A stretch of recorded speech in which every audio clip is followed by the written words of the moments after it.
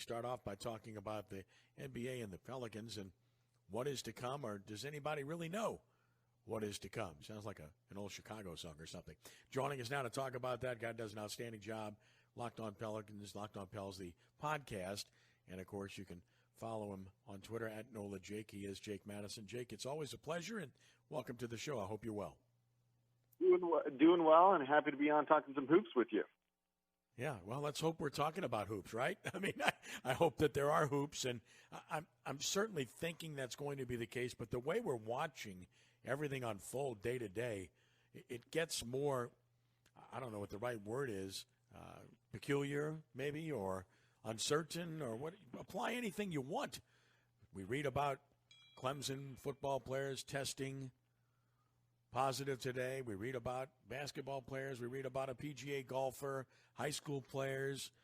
And I think that's a byproduct of people getting tested more than anything else. And I'm not downplaying it at all, but I think that's the truth. The problem is, even though it passes right through most people, they can pass it on to others. And that is the trick and the problem that we have, correct? Yeah, I mean, there's a number of issues.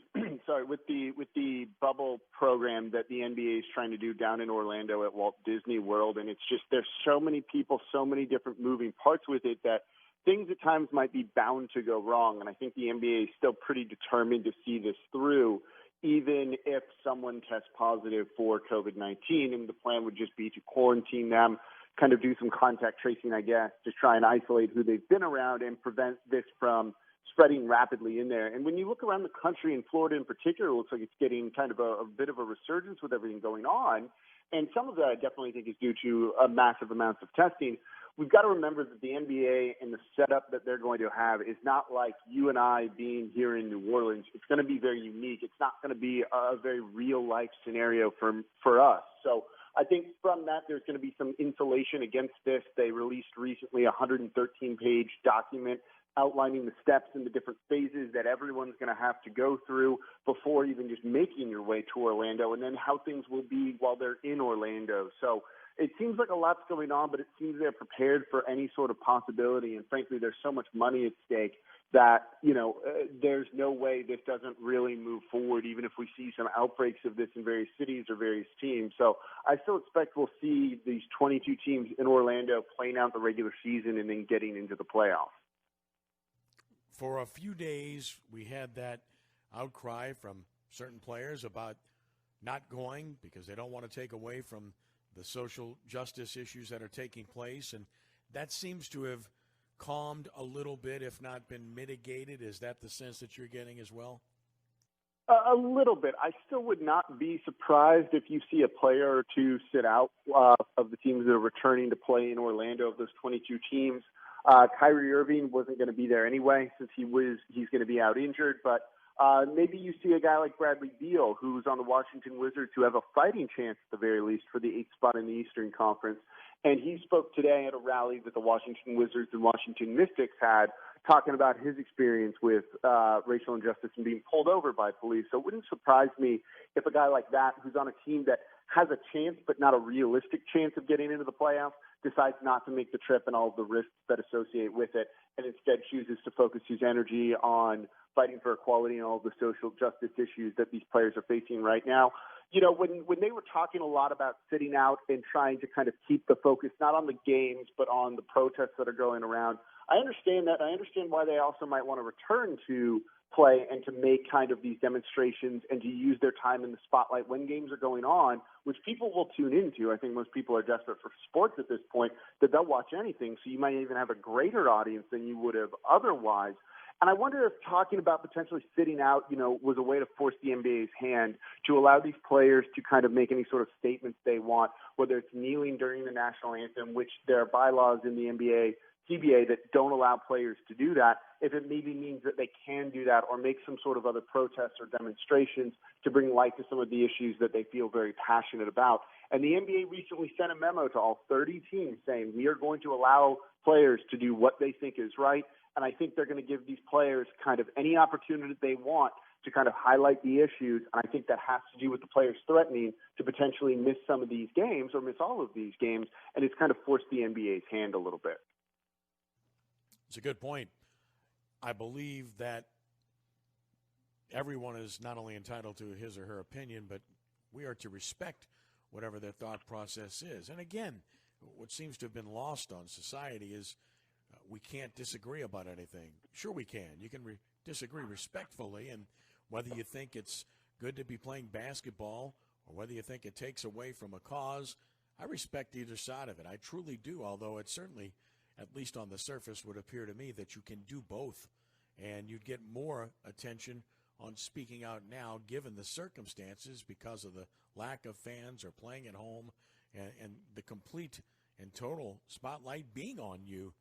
And even in an interview situation of any sort, there would be your opportunity to purvey everything that you feel. Certainly, they're going to take that opportunity of the players that go to Orlando, and I think it'll be the majority of players, and I think you'll certainly see that. But I think their point of it is, and I get both sides of it, and frankly, it's really not my place to say either way what's the best option for them or what, is going to advance the cause the most. But the second they start playing games, the first segment of Locked On Pelicans, the next day is going to be recapping the game from the night before. It's not going to be talking about these social justice issues that the players are involved in. It's going to be who scored how many points, how many dunks did Zion have, how was the defense, all of those things, which kind of take away from it. So while they're able to make a statement, I think, in front of a lot of people, the next day what we're talking about is going to be the play on the court and who shot well from three and those type of factors. And I think that's why they feel it may take away from some of the causes they're really trying to highlight. So I see it on both sides. I fully get each side of it, and I really don't know what's the best, and I leave that up to the players since it's such a personal choice, and it might vary from guy to guy. Correct. I agree with you. I just think it's an individual choice. I think we all should be understanding and respectful of whatever people think. And as I've said 1,000 times, until you walked in someone's shoes, you can't possibly understand what they think or why they feel the way they do. I get it completely. And yet, I think professional sports at the highest level resuming would be good for the collective psyche of this country, as we've seen with Premier Soccer resuming, as we've seen with Korean baseball, as we've seen with auto racing, as we've seen with horse racing in other sports. It definitely, in this time that we find ourselves in particular with so much loss of income, has got to help the psyche of people collectively. Oh, certainly. And look, the NBA wants to be at the forefront of almost everything. And they said they want to be at the forefront of kind of the country reopening and getting the economy restarted. They want to be at the forefront of these social justice issues that the players are fighting for. And they want to try and bring about legitimate reform in every aspect of it, or healing in every aspect of it. So I think the NBA is going to use this opportunity to really kind of lead the charge on a number of different issues, ranging from social justice to the economy and potentially other things as well. Well, the best players are the best players. When the NBA season stopped, we knew who the best players were. We knew who the best teams were. But I'm not sure the best team is going to win this championship if and when they return, which I suspect they will, because of the very nature of what we're talking about, a shortened season, a play-in, and then a playoff. So much will be determined by the mindset of the individual and how well that person kept himself in game shape of sorts because of the lack of time to truly prepare. There's no asterisk that should be placed by a champion this year. I've written about that. But I do think that it's possible that the best team or two may not win.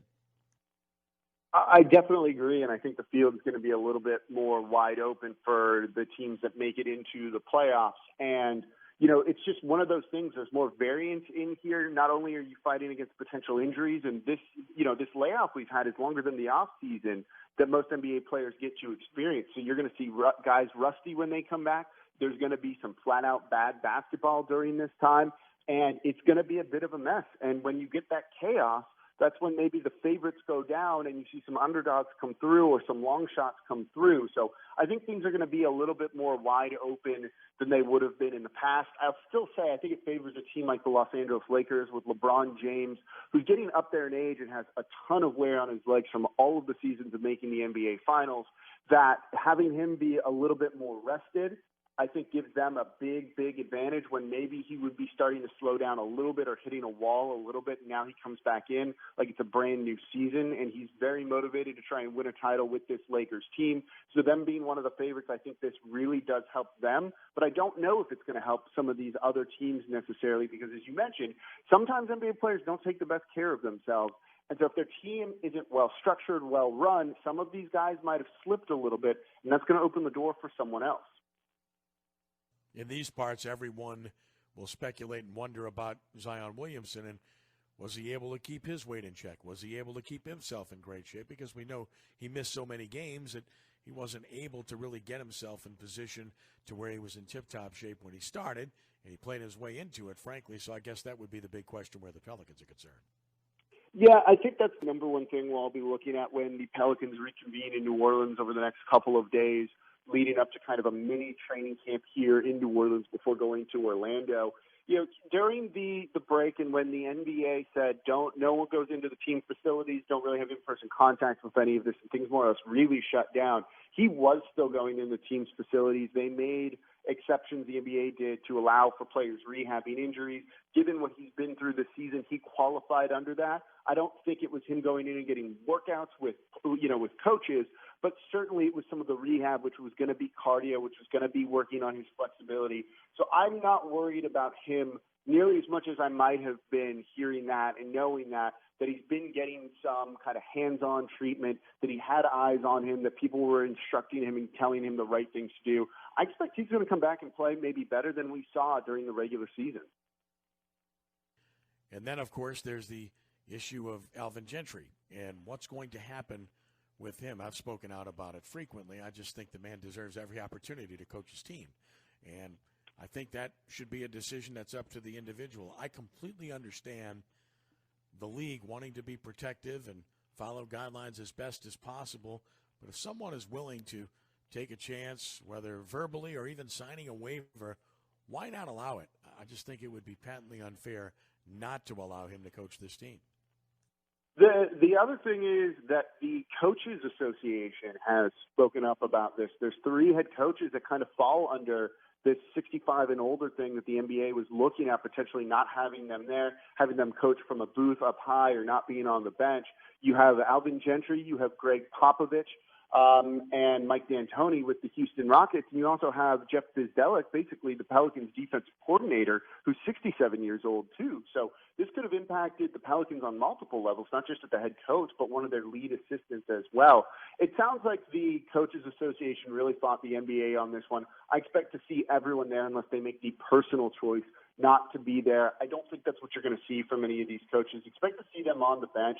You know, I don't think the NBA wants to get in a fight with the Coaches Association and potentially damage that relationship, particularly if these coaches do want to go out and be there, and that's what it sounds like they want to do. I've had Antonio Daniels and Jennifer Hale on the show most recently, and, of course, when I had them on, they weren't sure how that aspect of it was going to work, if media would be allowed, how broadcast would take place, might be from the studio in your hometown and so forth and so on. There's still some questions to be answered, correct? Yeah, I expect that we'll see, Antonio Daniels and Joel Myers doing this from the studio out there on airline and not being out there in person in Orlando. I think they're going to just try and limit as many people from going there as they can and try and not make that an issue and add more variables into the mix of everything that could lead to outbreaks.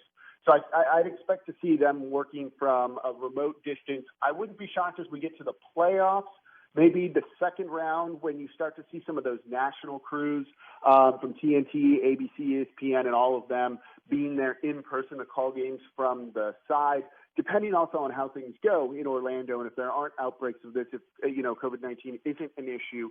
So it remains to be seen. There's certain things that I'm sure they'll make determinations on as you go through this process as things either look safe or don't look safe.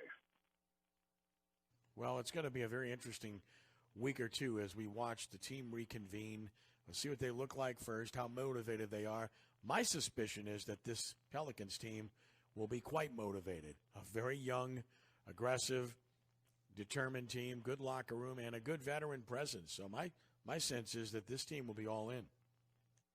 I think so. NBA players are allowed to sit this out, and there's no repercussions to them other than missing some game checks. J.J. Redick's been a little bit outspoken that he doesn't know if this is the safest way to go about this. He's talked about that on his podcast. I don't anticipate any of the younger guys sitting out. I think we'll see Zion. I think we'll see Brandon Ingram. I think we'll see guys like Lonzo Ball there. I think they have too much to play for, whether it's future money or, in Zion's case, making a running potentially for Rookie of the Year. I think they all really want to be there to prove themselves, earn, a greater payday on those future contracts. But a guy like J.J. Redick, if he doesn't feel it's very safe and he's very family-oriented and thinks it could cause some infection or compromise them, I wouldn't be shocked if he sits out, but I don't think that's necessarily what's going to happen. Baseball needs to get its act together. Basketball is in a situation where it's got its act together and hopefully will convene and play very soon and fill gaps. But I tell you what, and I'll let you go, Jake, on this. The baseball thing is ridiculous, and I know you're a basketball guy, but I like all the major sports. I enjoy them all, enjoy the change of seasons, and yet here we are. The bottom line is that baseball can't seem to agree on anything at this stage, which is absolutely amazing. All right, we lost Jake, but we want to encourage you to follow Jake on Twitter. You can follow him at NOLA Jake. That's at NOLA Jake on Twitter. And, of course, his podcast, Locked On Pelicans, you can always follow all the time and thoroughly enjoy that. Does a great job of covering this team. And regardless of who goes to Orlando, he'll do a good job in that regard, too. And we're all looking forward to seeing basketball. And, listen, we certainly hope that the preponderance of guys will be there and play, and that the coaches will be allowed to be there and coach.